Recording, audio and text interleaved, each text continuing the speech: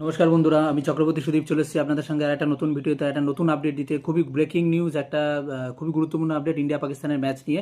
তো আজকে পাকিস্তানে একটা মিটিং হতে চলেছে ইন্ডিয়া পাকিস্তানের ম্যাচের ব্যাপারে। তো সেইখানে যাচ্ছে বাংলাদেশে যে ক্রিকেট প্রেসিডেন্ট আছে, তার নাম হচ্ছে আমিনুল ইসলাম, তিনি আছেন, তিনি অলরেডি পৌঁছে গেছেন পাকিস্তানে।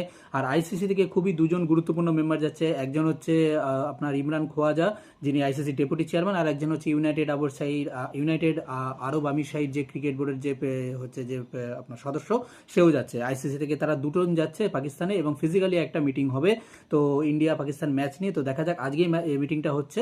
তো আর পাকিস্তানের মহসিন নকভিও থাকবেন।